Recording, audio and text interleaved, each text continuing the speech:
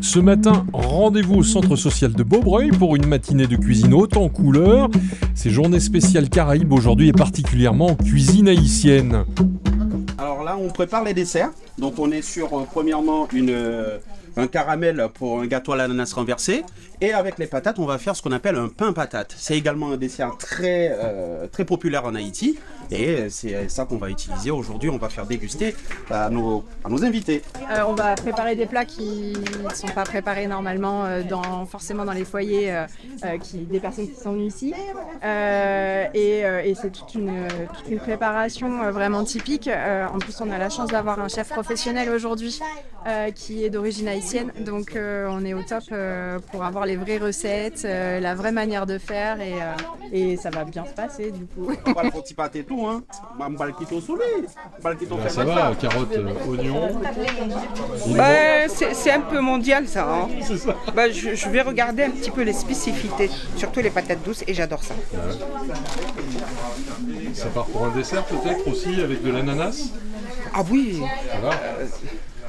mordu du sucre comme je suis, alors... Alors moi j'ai un petit truc pour ne pas pleurer quand on épluche les oignons. Ah oui, C'est de les faire éplucher à quelqu'un d'autre. ah oui, super. Désormais en métropole on trouve tous les produits pour pouvoir réaliser la cuisine des Caraïbes. Hein. Assez bien, ouais. Assez bien. On est pas mal, assez bien desservis. Donc je vais peut-être pas citer les noms des chaînes de distribution, mais ils font pas mal d'efforts. Ou alors s'il y en a 3, c'est bon. S'il y en a 3, allez, on va dire Grand Frère, on va dire Leclerc, et sans compter les petites épiceries, quoi. Voilà, c'est vrai qu'il y a pas mal d'efforts qui ont été faits là-dessus. Et je suis arrivé il y a 20 ans, en 2005, je suis pas sûr que j'allais pouvoir tout trouver.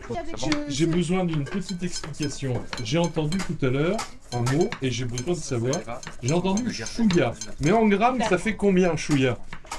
Ah bah chouïa ça peut être une pincée, comme ça peut être voilà, chouïa ça peut être une pincée. Vraiment on se retrouve comme quand on faisait des fêtes à la maison où il y a un peu tous les membres de la famille, les amis, les voisins qui viennent aider, filer un coup de main pour l'éplucher parce que c'est une cuisine qui est très longue. Il y a beaucoup de produits frais à éplucher, à travailler et après voilà, on va cuisiner. Mais cette partie-là, c'est vraiment la partie qui rapproche tout le monde. En fait. L'envie de connaître en fait d'autres cuisines, enfin d'autres pays. Parce qu'on connaissait la nôtre, mais on aime bien aussi connaître celle des autres. La méthode, en fait de compte, les méthodes de cuisson, les méthodes de découpage, les recettes sont différentes en fin de compte. Par exemple, au Maroc, la banane plantain, on n'en consomme pas vraiment. La patate douce, oui. Les poireaux, oui, mais après différemment, ça veut dire que c'est dans des potages ou dans des sauces ou dans des... voilà. D'un côté, je suis toujours solidaire pour faire quelque chose de bien pour les autres. Et en même temps, j'aimerais savoir certaines cultures de cuisine et d'autres choses encore. Hein. Alors là, c'est de la découverte culturelle et du coup, on fait de la découverte en même temps artistique, puisqu'on va avoir une exposition de photos qui se situe juste derrière. Alors moi, je l'appelle chef, mais vous l'appelez tonton. c'est un... Comment dire, oui, c'est un surnom qu'on se donne entre nous. Je l'appelle tonton, il m'appelle tonton. Voilà.